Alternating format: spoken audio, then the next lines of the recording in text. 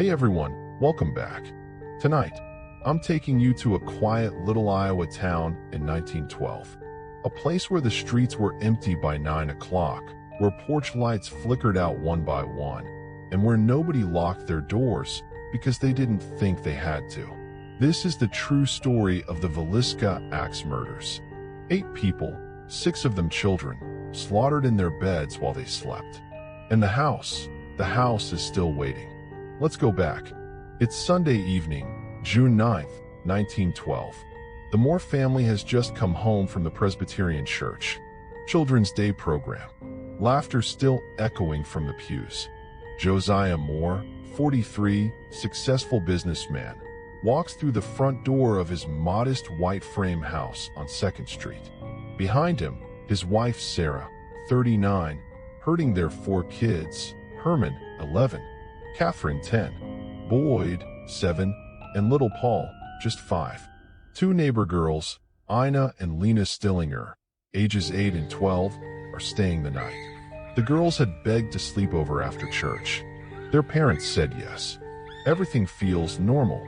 The lamp in the parlor is turned low. The kids chatter about the hymns they sang. Sarah tucks everyone in. Goodnights are whispered. Doors close. The house grows quiet. But around midnight, something changes. Imagine it. The whole town is asleep. Crickets outside. A warm summer breeze through the open windows.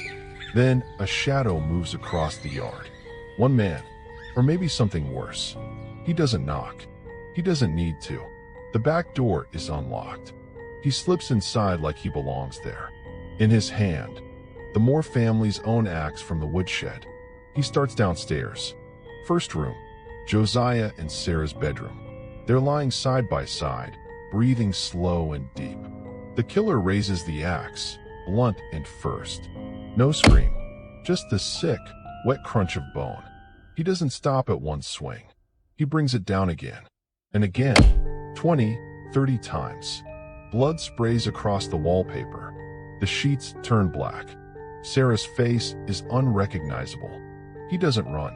He walks. Up the stairs. The children's rooms. For little bodies, still warm under their blankets.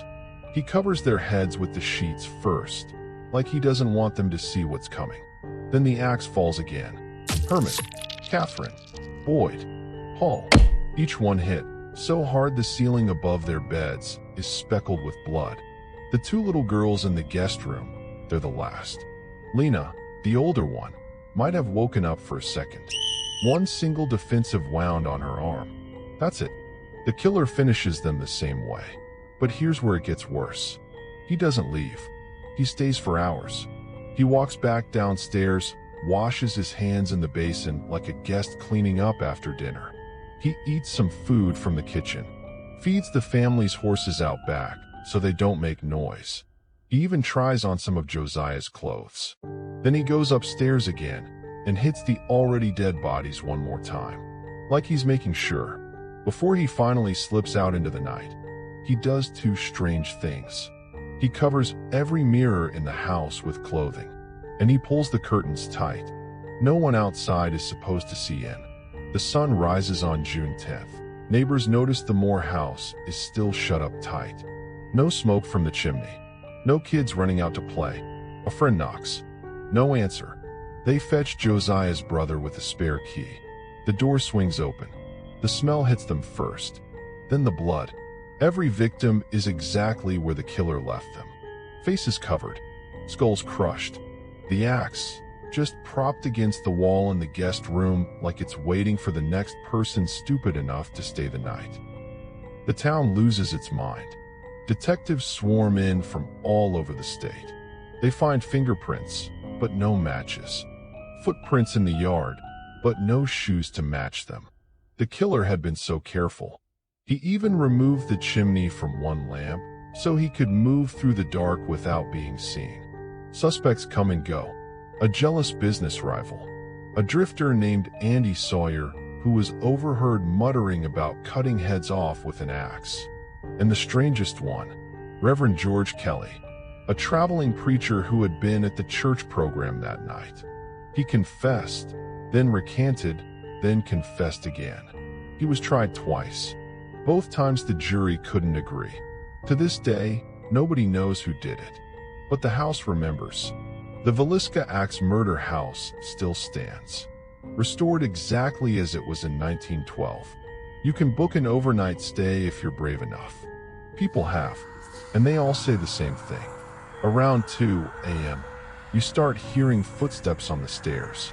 Slow, deliberate, like someone checking each room again. Children's laughter drifts down the hallway, then cuts off mid-giggle. Doors slam by themselves. A shadow the shape of a man holding something long and heavy moves across the upstairs windows.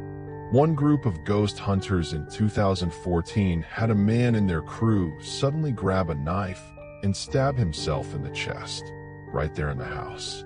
No warning. He later said something made him do it. Others report a thick fog rolling through the rooms exactly when a train passes by at the same time the murders happened. And every single person who spends the night says the same thing when they finally stagger out at dawn. You feel watched, like he's still upstairs, waiting for you to fall asleep. So the next time you're driving through a small town at night, and you see a quiet little house with the lights off, remember Villisca? Because some doors should stay locked. Some houses should never be slept in again. And some killers never really leave. This is the night an axe silenced an entire family. And the house still screams. Sweet dreams.